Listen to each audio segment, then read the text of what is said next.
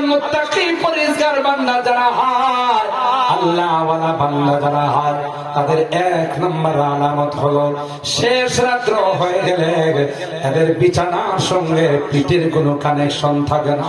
এরা ঘুম থেকে সজাগ হয়ে যায়, পাক পবিত্রতা অর্জন করে এরা আল্লাহর জন্য নামাজে দাঁড়িয়ে যায়, আল্লাহর কুদরতি পায়ে সিজদায় পড়ে যায়, আল্লাহর কাছে হাত তুলে কান্দে, মালিক তুমি যদি মাফ না করো কে মাফ করবে, কার কাছে যাব কে আমাকে ক্ষমা করবে। আল্লাহ আমার দেওয়া রিজিক থেকে যতটুকু তার পক্ষে সম্ভব হয় সেই পরিমাণ আল্লাহর রাস্তায় সে দান করে। সুবহানাল্লাহ। এরপর আল্লাহ বলেন ফালা তা'লামু নাফসুম মা উখফিয়া লাহুম মিন কুররাতি আ'য়ুন।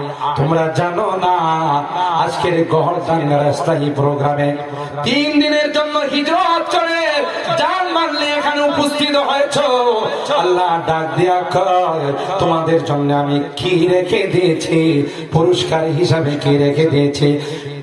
আল্লাহ পাক ডাক দেয়া বলেন আদাতু লিইবাদিয়াস সালিহিনা মা লা আইনুন রাআত ওয়ালা উযুনুন সামিআত ওয়ালা খাতারা আলা কলবি বাশার।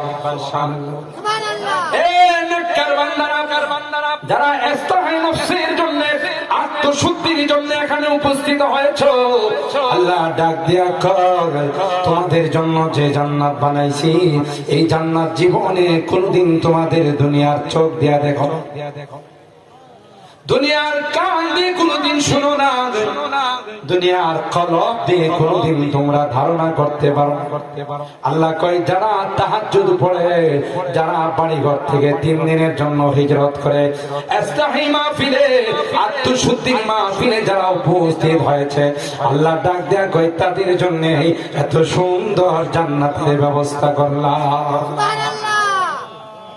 ফালা তা'লামু নাফসুম মা উখফিয়া লাহুম মিন কুররাতি আ'য়ুন জাযাআম বিমা কানু ইয়া'মালুন। দেখছেন এই সুসংবাদগুলো আপনারা যারা কুরবানি করে আজকে এই বরকতময় অনুষ্ঠানে উপস্থিত হয়েছে, আপনাদের জন্য কোরআনের এই সুসংবাদ। সুবহানাল্লাহ। সুবহানাল্লাহ। সূরা দারিয়াত আয়াতের মধ্যে বলেন ওয়া কানু কালিলাম মিনাল লাইলি মা ইয়াহজাউন। তাদের মধ্যে খুব কম সংখ্যক মানুষ আছে যারা রাত্রের বেলায় ঘুমায়। সুবহানাল্লাহ। وبالأسحار هم يستغفرون।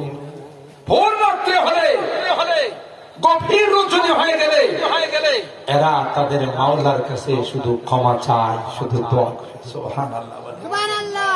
সম্মানিত শুধু তাই এই সকল মুহূর্তগুলোকে আমাদের অনেক মূল্যায়ন করতে হয়। এই যে এখানে লক্ষ লক্ষ মানুষ, এর মধ্যে অনেক আল্লাহর ওলিরা বসে আছেন, কথা বলেন ঠিক কিনা?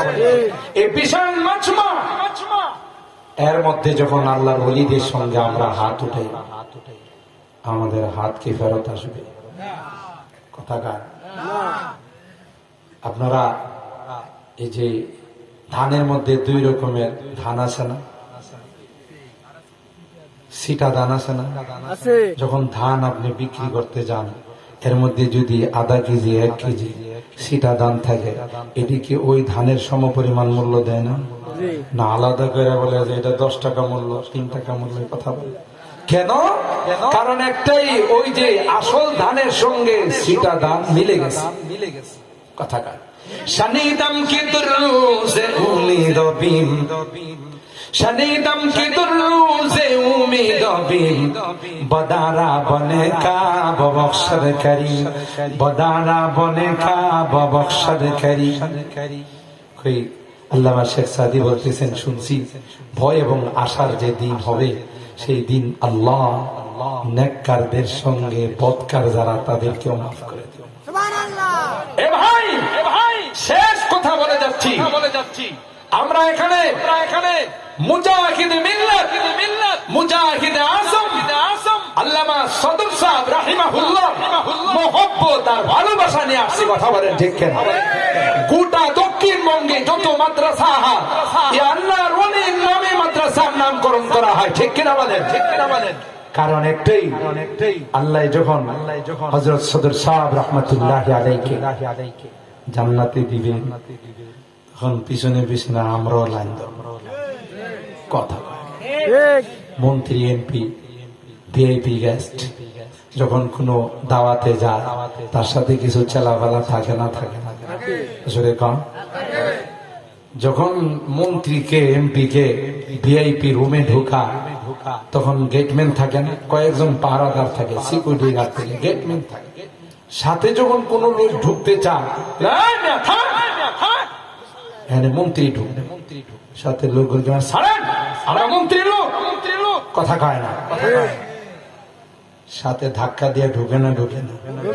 আপনারা আমরাও রেডি থাকবো, যেদিন সদর সাহেব রাহমাতুল্লাহি আলাইহি আল্লাহ জান্নাতের মেহমান হবে, আমরাও তার ভক্ত অনুসারী হিসাবে তার সঙ্গে জান্নাতে যাব।